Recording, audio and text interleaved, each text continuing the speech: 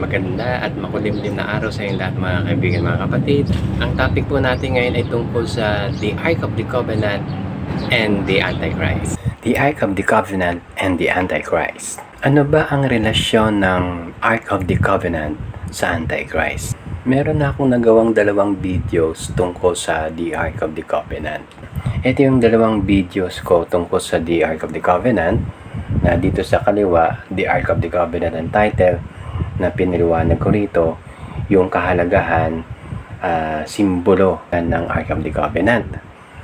And then, yung sa kanan naman, where is the Ark of the Covenant? Na pumili ako ng 5 lugar kung saan matatagpuan yung Ark of the Covenant. Dun sa mga kapatiran natin, kaibigan natin, kung hindi nyo pa napapanood itong dalawang video na to, sana mapanood nyo. Or kung napanood nyo, na-reviewin nyo para lalo nyo maunawaan yung ating topic ngayon. Aside dun sa naikwento ko na dito sa dalawang videos tungkol sa the Ark of the Covenant, yung sa panahon ni Joshua na dala nila yung Ark of the Covenant, na sila ay tumawid doon sa Jordan River, na yung Jordan River ay natuyo yung tubig para makatawid yung bayang Israel. And also, sa panahon din ni Joshua na ang bayang Israel nalupig nila yung Jericho, dala-dala nila yung Ark of the Covenant. Maraming pong salamat sa mga kaibigan, kapatiran na patuloy at walang sawa na sumusubaybay, nanonood na aking mga videos. Maraming salamat din sa mga reaction nyo sa heart and likes. The Ark of the Covenant and the Antichrist. Doon pa lang sa panahon ng Panginoon Kristo ay marami ng Antichrist, o yung mga kumukontra, kumakalaban sa Panginoong Jesus, yung mga nagpe-persecute sa mga anak ng Diyos, sa mga Kristiyano.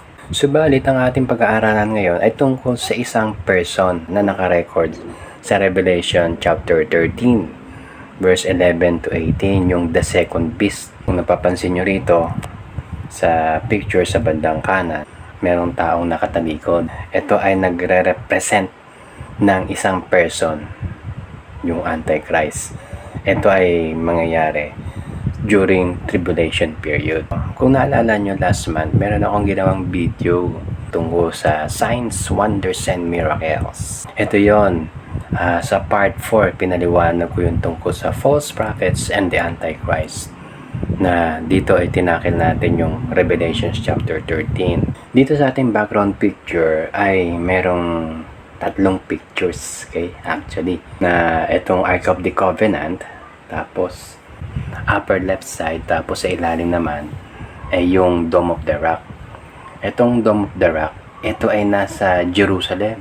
Sa panahon natin ngayon, yung Dome of the Rock na yan ay shrine ng Muslim, na ito ay hindi mosque, no? Hindi ito simbahan, kundi ito ay shrine, kasi hindi naman sila sumasamba dyan hindi naman nagsisimba dyan yung mga Muslim, na ito ay ginawa nila para ito yung katibayan na one time ay nasako ng mga Muslim ang Israel, ang Jerusalem. Sa panahon ni King Solomon, itong Ark of the Covenant ay nasa loob ng templo sa Jerusalem.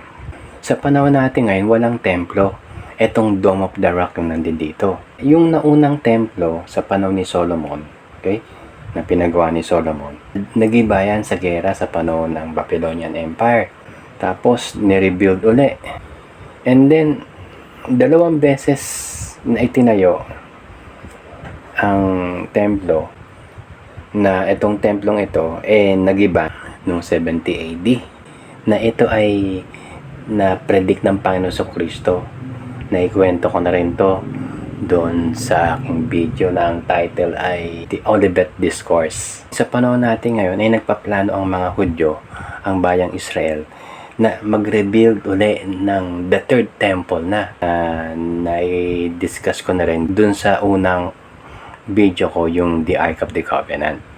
I-rebuild ang temple dito sa pwesto ng Dome of the Rock. Kung kaya gusto nilang i-rebuild na magkaroon ng third temple, para sa pagdating ng Messiah, na hindi nila alam o hindi nila tinatanggap na dumating na yung Messiah, na ang Panginoon Kristo. Maraming Bible scholars na naniniwala na pag dumating na yung Messiah na hinihintay ng mga Hudyo, siya ay uupo sa trono nung templo.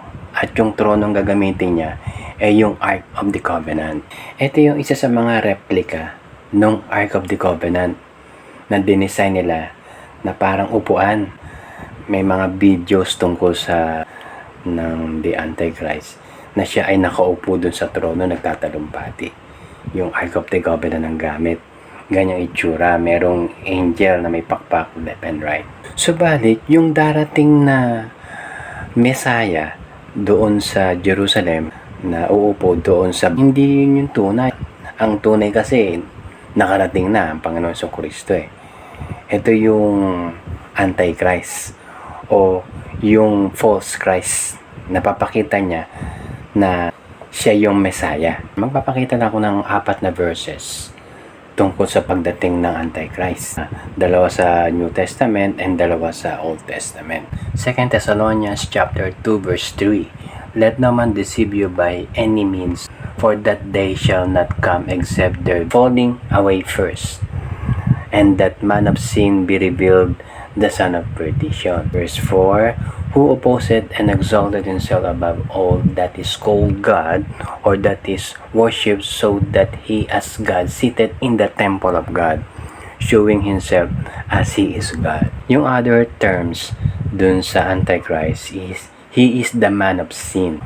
And yung isa pa, the son of perdition, yung sinasabi sa verse 3. Then sa verse 4, sabi dyan, he as God seated in the temple of God, na siya ay uupo dun sa templo ng Diyos or doon sa itatayong third temple.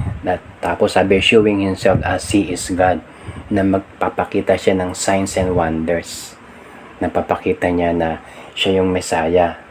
Okay, na kasi dahil sa magkakaroon siya ng mga miracles na gagawin. Sa Old Testament naman tayo. Isaiah 14 verse 13. For thou hast said in thine heart, I will ascend into heaven, I will exalt my throne above the stars of God, I will sit also upon the mount of the congregation in the sides of the north. Ezekiel 28 verse 2. Because thine heart is lifted up, and thou hast said, I am a God, I sit in the seat of God, in the midst of the seas, yet thou art a man, and not God, though thou set thine heart as the heart of God. Itong Antichrist ay magre-reign ng 7 years during tribulation period. Yung tribulation period ay magsisimula after the rapture. Okay, yung rapture ay yung pagdating ng Panginoon at kukunin niya yung mga anak ng Diyos dadalhin sa ulap sa kalangitan. And then, yung first 3.5 years, siya ay mabait. Okay?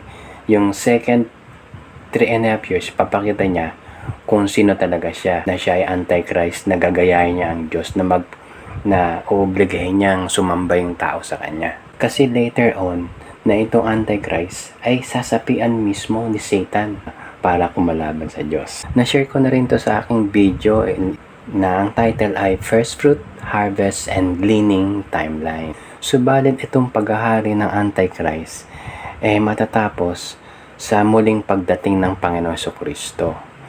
Yung revelation of Christ, na kung saan darating ang Panginoon Jesucristo kasama yung mga saints, yung mga anak ng Diyos na makikipagdigma, yung tinatawag na the Battle of Armageddon. Ito yung sinasabi sa 2 Thessalonians chapter 2 verse 8 and 9. And then shall that wicked be revealed, whom the Lord shall consume with the spirit of his mouth, and shall destroy with the brightness of his coming. Verse 9, even him whose coming is after the working of Satan with all power and signs and lying wonders. Na dito, yung another term sa Antichrist is the wicked. Na dito nabanggit si Satan, na ibig sabihin na itong Antichrist ay sinapian ni Satan kung kaya nakagawa ng signs and wonders. At dito ay matatalo, malulupi si Satan at siya ay kukulong sa bottomless pit for 1,000 years. So, balikan natin saglit itong where is the Ark of the Covenant sa bandang kanan, na dito pinaliwanag ko yung iba't ibang lugar kung saan daw napunta, na kung saan natagpuan yung Ark of the Covenant. May mga rabbis, mga Hudyo, na naniniwala na yung Ark of the Covenant ay natagpuan doon sa ilalim ng Temple Mount. Ilalabas nila yon sa future na pag dumating ang Antichrist doon maupo. I believe na wala na doon yung original na Ark of the Covenant. Napaliwanag ko rin dito sa Where is the Ark of the Covenant na ito ay nasa langit na, iniingatan ng Diyos.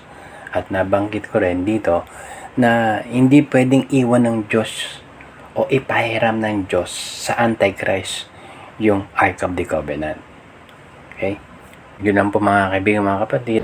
Maraming salamat sa inyong pagsubaybay hanggang sa muli sa panibagong topic na ating pag-uusapan. Pagpalain tayo ng ating Panginoon.